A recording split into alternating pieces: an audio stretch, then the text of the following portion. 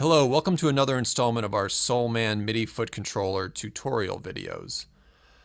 In this video, I'm going to show you how you can use the Soulman as a perfect companion to your Nemesis delay. In what we call panel mode, you can really program the Soulman to perform a ton of functions in the Nemesis. I've created my own panel with some functions that are very useful to me. And first I'm going to show you what I've programmed each foot switch to do. Then I'll show you how to set it up in the Soulman editor. Okay, so my first foot switch, I've got a oil can delay set up. You can hear the, well, let me give you my, that's my dry.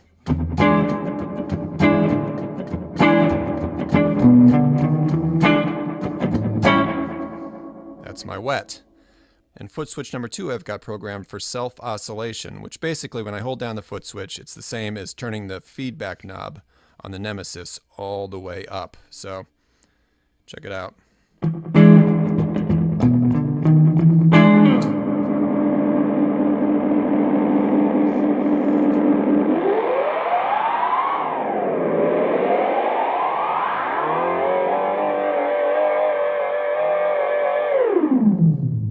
And next, number 3, I've got programmed as a effect send. So basically, when it's off, you know, the dry signal is going to the taps and you're hearing the delay. When I hit it, hold it down, it sends no signal to the taps. So, you know, on.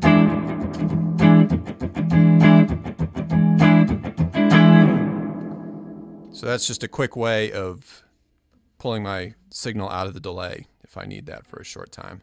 And then over here I've got the hold function, which basically creates like a little loop so I can do something like this.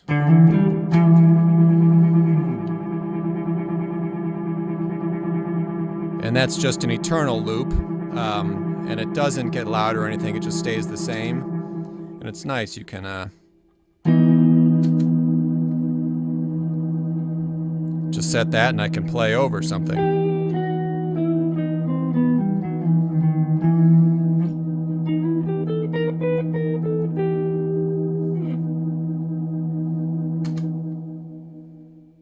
So that's what I've got on the board. So let me show you how exactly I programmed that. Okay, so I've opened my Soulman editor.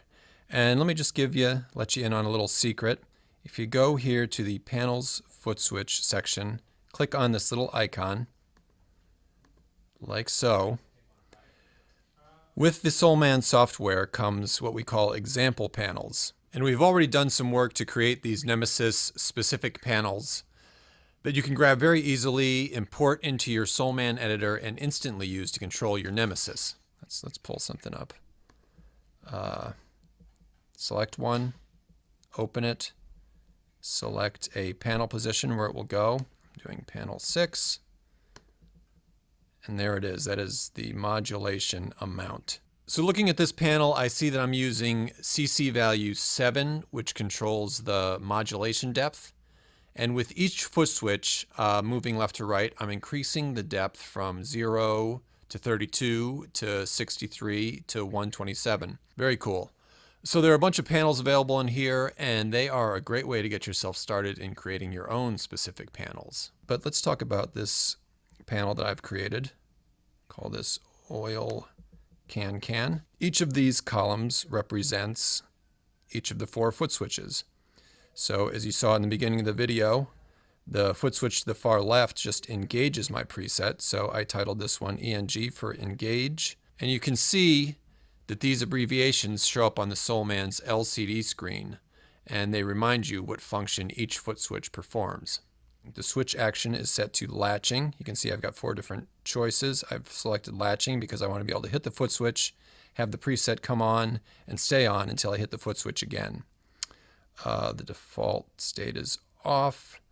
I'm sending a PC message because I'm just sending it a program change which will engage a particular preset that I've created. The on data is PC number 11, which if you look over here, oil can, that is a preset I created in scenes mode, and its PC number is 11. So when you turn this particular PC on, On comes the oil can preset. When you turn it off, it goes to 0, which you can see over here, I've programmed as a bypass. Over here is my self-oscillation control. That's the second foot switch. And basically all that does is when I hold the foot switch down, it does the same thing. It's turning the feedback knob all the way up till it gets into self-oscillation. And when I release it, it goes back to its normal position. So I used, for the switch action, I used momentary because I want to be able to hold that foot switch down, put it into self-oscillation, and it will stay there until I release the foot switch, and it will go back to the regular position. The default state is off. I'm sending a CC message. Now that is short for continuous controller.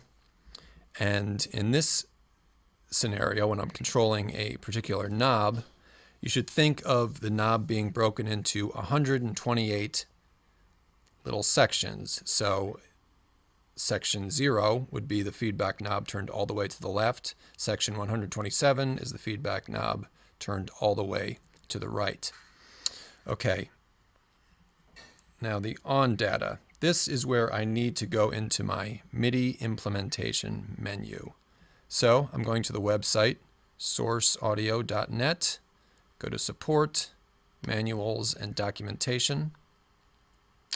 And I'm going to scroll down here, other documentation, the 1 series Nemesis delay MIDI implementation. Okay, that's opening up. And you see the on data, the CC data is number 5. So if we go to the menu, you will see that CC number 5 right here is feedback. And the range is 0 to 127. So in these fields, on data 0 selects which parameter or function I'm controlling, and on data 1 assigns the position to which I'm turning that virtual knob in this case. I'm sending it CC data number 5. When I push the foot switch down, it will go to on data number 1, which is 127. So like I mentioned before, that is like turning the feedback knob all the way up so it goes into self-oscillation. I have to program CC number 5 again for the off data. So when I release that foot switch, the feedback goes down to 40, which represents somewhere around 10 o'clock on the knob. Over here, I am engaging the send function on the Nemesis. And what that does is control the amount of signal that is being fed into the delay lines. So basically, when it's off, 100% of the signal is going into the delay. So it's just a normal delay. But what I want to be able to do is hold that foot switch down and shut off all signal going to the delay. So you'd still be hearing the dry signal. It'll just eliminate the delays. So you can see I'm using, for the on data, I'm using CC value number 51, which if we go here, you can see is associated with delay send control. And the range is 0 to 127. So I'm using the full range of that.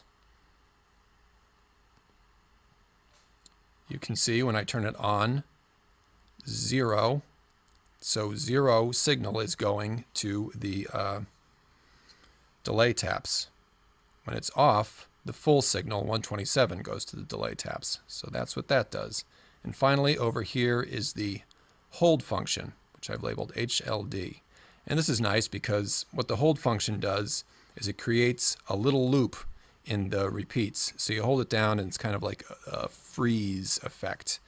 And I have it set to latching, so I can just hit foot switch number 4, it goes into hold, and it stays there until I hit that foot switch again. And you can see on data 0, that's 97. So we go to our menu, you can see the infinite hold is 97. And then the range is 0 to 127. Now since this only performs one function, it's not like there's a level of degree of the hold. It's either on or it's off. So since the range is 0 to 127, anything less than or equal to CC63 deactivates the hold function. Anything greater than or equal to 64 activates the hold function. So you can see for on, I've set it to 65. And for off, I've set it to 60. In the next video, we're going to talk about macro messages.